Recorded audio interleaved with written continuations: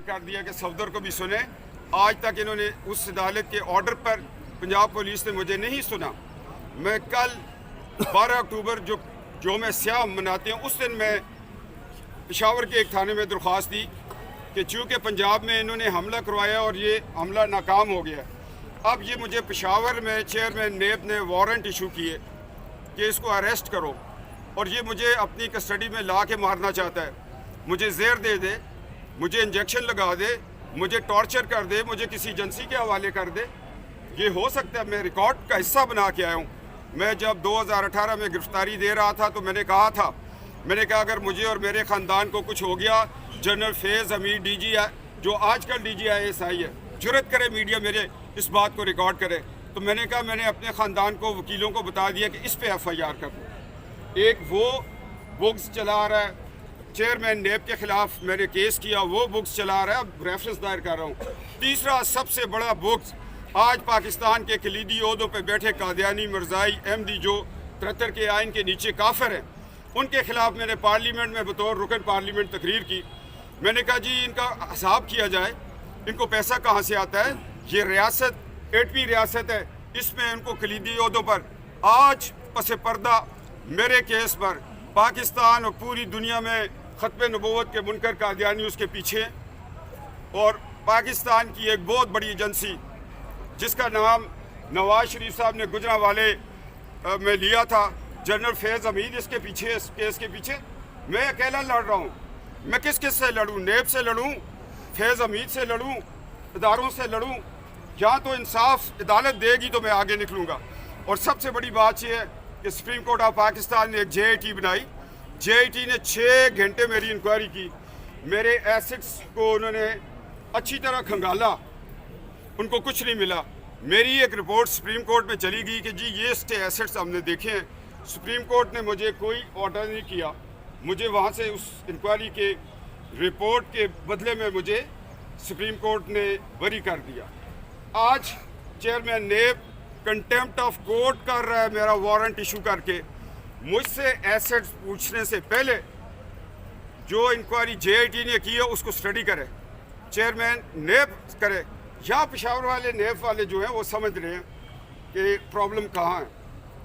अब चेयरमैन नेब निजी महफिलों में कहते हैं अगर खुदा ने मुझे रोज़े मैशर पकड़ा तो मैं सफदर के केस में पकड़ा जाऊँगा, बेगुनाह। मैं क्या करूँ? मैं मजबूर हूँ, फरिश्ते मेरे ऊपर लगे हुए हैं। वो कौन से फरिश्ते? उनका नाम तो ले, मैंने तो ले लिया उन फरिश्तों का नाम। नवाज शरीफ ने खलाई मखलूक का और मैंने नाम ले लिया। मैंने कहा जनरल फैज़ हमीद मेरे खिलाफ ये सारे केसेस करवा रहा है कि इसको मैं अंदर करवा दूँ, PDM की तहरीक रुक जाए, इसकी एहलिया जो है वो उसके साथ ये मूव करता है हुकूमत के ख़िलाफ़। और आज मैं ये आपको पेशावर में दोबारा कह रहा हूँ, ये केस नेब नहीं बना रही, जनरल फैज़ हमीद मेरे खिलाफ बना रहा है। वो तो कहते हैं कि सियासत में हमें न घसीटें, कल उनकी का बयान आया। जी उनको हम तो सियासत में नहीं घसीटते। उन्होंने फील्ड मार्शल अयूब खान खुद साख्ता हरीपुर का मैं जानता हूँ, पूरी नस्ल को जानता हूँ, बाप को जानता हूँ, दादा को जानता हूँ, परदादा को जानता हूँ, 1872 से के बंदोबस्त से उसको जानता हूँ। उसने क्यों घसीटा मादरे मिल्लत को? 11 साल हमारी कौम के ज़ाया किए, पानी हमारा बेच दिया। ज़ियाउल हक साहब आगे वजू करके खड़े हो गए, मैं इस्लामी कानून, हमने तो नहीं घसीटा। 10 साल वो लगा गया, उसके बाद यहिया खान आ गया, मुल्क तोड़ के चला गया। उसके बाद मुशर्रफ आ गया, 11 साल उसने मुल्क को घसीटा। और आज पसे पर्दा इस हुकूमत को इलेक्शन किसने चोरी किया? बताओ, उस पर कमीशन क्यों नहीं बनता कि इलेक्शन इन्होंने चोरी करके एक नायल शख्स के हवाले पाकिस्तान को कर दिया। आज आटा नहीं, चीनी नहीं, हॉस्पिटल नहीं, स्कूल नहीं, एजुकेशन नहीं, पाकिस्तान को कमज़ोर कर दिया। हमने नहीं घसीटा इनको, ये खुद हमारे ट्रक के पीछे उसका चैन पकड़ लेते हैं और दौड़ते रहते हैं कि जी हम भी आपके साथ हैं, हमारी शराकत भी हो। आज वोट को इज्जत दो बर्मा तक ये नारा चला गया है। अगर ये चाहते हैं कि फ़ौज को और जर्नलों को, स्पेशली फ़ौज नवाज शरीफ के साथ है, पाकिस्तान मुस्लिम लीग के साथ है, 2 शख्स जिनका नाम लिया है उन पे सवालिया निशान है। अगर वो ये चाहते हैं कि अपना दामन धो लें तो फिर परवेज़ मुशर्रफ को ला के दांती कटेड़े में दें। जी हम हमारा इस आइन तोड़ने में हमारा तलक नहीं इस शख्स का। कैप्टन साहब ये बताइएगा, नवाज शरीफ साहब का जो पासपोर्ट है वो भी 16 को कैंसिल हो रहा है, क्या बहाल करने की दरख्वास्त दी है, बहाल हो रहा है, कोई इसमें पेशरफ्त हुई है, क्या कहेंगे सवाल? ये वक्त आएगा, इन्होंने अटक किलो में बंद किया था, खुद जहाज़ों में बिठा के भेजा है। वक्त आएगा ये जाएंगे, नवाज शरीफ साहब आओ मुल्क नहीं संभाला जा रहा, हमें माफ़ी दे दो तो आके मुल्क संभालो। फिर पासपोर्टों के लीडरों के लिए खमीनी के पास पासपोर्ट नहीं था, नेल्सन मंडेला के पास पासपोर्ट नहीं था, जुल्फ़िकार अली भुट्टो के पास पासपोर्ट नहीं था, नवाज शरीफ के पास पासपोर्ट नहीं है। अब फैसला होगा हुक्मरानी आवाम की होगी या एक दो जर्नैलों की होगी, ये फैसला करेंगे। मैं दबंग, मेरी गाड़ी खोल के देख ले, मैंने सामान पैक किया हुआ है, अपनी जान माज रखी हुई है, अपना बिस्तर रखा हुआ है। मैंने कहा इस केस में नहीं, मैं कहीं गिरफ्तार हो जाऊंगा, मगर वोट को इज्जत दो की तहरीक में मेरा नाम लिखा जाएगा।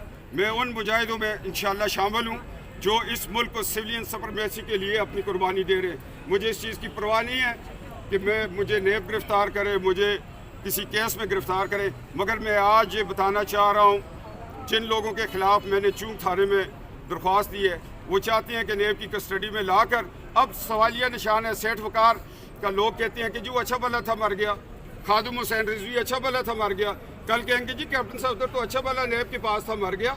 ये मारना चाहते हैं, नवाज शरीफ को दुख देना चाहते हैं, मगर मैं इस काम के लिए भी तैयार हूँ। मैं गैरतमंद सूबे का, छोटे सूबे का एक सपूत हूँ। इंशाअल्लाह ताला ये सूबा खड़ा रहेगा, वोट को इज्जत मिलेगी। जिस शख्स का नाम मैंने फैज़ अमीर का कहा है, फैज़ अमीर साहब सर्विस छोड़े, चकवाल से इलेक्शन लड़े, आए अदालतों में अपने नाम से दरख्वास्त है, मेरा कौमी इदारा, उसको आप क्यों इस्तेमाल कर रहे हैं? क्यों आपके सेक्टर कमांडर जो है पटवारियों को कहते हैं ये रिकॉर्ड निकाल के दो? सच्ची बात करनी बड़ी जुर्रत है। अब जुर्रत है किसी टीवी चैनल पे इसको चला दो। मुझे पता है ISI के लोग यहाँ खड़े हैं, मैं एक एक आपको बता सकता हूँ, मेरे स्टूडेंट्स हैं, नजर आ तू चला ही नहीं सकेगा, क्योंकि मीडिया वालों के जो ऑनर्स हैं उनकी मिलें चलती हैं, उनके एहसासें हैं, और बेहतर होगा कि आप किसी से उधार ले लें। कैसे अब इतनी लंबी प्रेस कॉन्फ्रेंस में कैसे आपको दोबारा रिपीट